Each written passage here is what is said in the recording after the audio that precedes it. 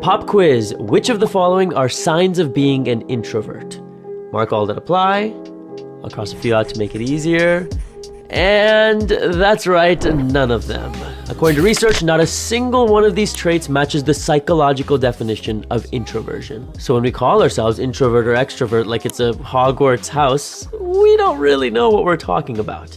And it's hurting our conversations and our relationships way more than we think. If you're new here, I'm Sanjeev, a cognitive scientist from UC Berkeley, looking for evidence-based ways to communicate better and connect better with the people in our lives. Today, we're diving into pretty groundbreaking research on what we get wrong about the word introvert, why it's hurting us, and how we can redefine it to bring some balance to our social life. I grew up thinking an introvert is someone who's uniquely drained by social situations. But turns out that's myth number one, and it was busted in 2017. Researchers at the University of Helsinki found that extroverted behavior, like meeting people, starting new conversations, led to fatigue around 3 hours later.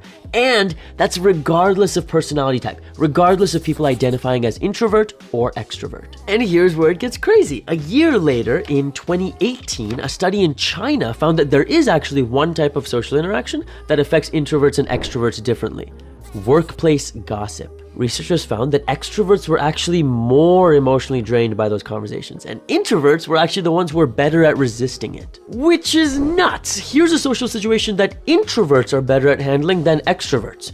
Maybe Hogwarts houses was a better system after all. These studies are pretty reassuring to me. I was told I'm an extrovert my whole life, and whenever I was tired at a conversation or a party, I'd feel bad about it. I'd feel guilty, like I was betraying what others wanted from me, but also what I wanted from myself. And the consequences of that guilt are very real. A 2014 study from Australia introduces the idea of a self-as story. It's the story we tell ourselves about ourselves. Like, oh, that's just me. Oh, that's just how I am. In the study, Professor Paul Atkins points out that a person who conceptualizes themselves as introverted might have difficulty recognizing or remembering their own extroverted behavior. Or they might start avoiding social situations altogether.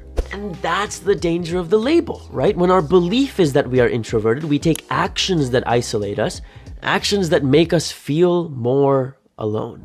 Okay, we get it. Our conception of introvert kinda sucks. So, what is a better way to think about it? Professor Joshua Spodek's solution changes the game. He advises us to switch from an either-or model into an and model. Let me explain. So, rather than a spectrum where you're on one side or the other, he reframes it as two different skill sets that can coexist. He calls it social skills and solo skills. And the moment we frame them as skills, it becomes something we can suck at, practice, and improve. Social skills come with confidence, being able to start conversations, having hella riz, and solo skills come with understanding our own emotions, being comfortable with ourselves, and maybe not saying the word riz. And the research proves that this model works. Experiments in personality change like Hudson and Fraley 2017 showed that introversion-extroversion is actually the area where it's easiest to practice different behaviors and successfully change our tendencies. So whichever skill set we want to work on, we can. But most importantly,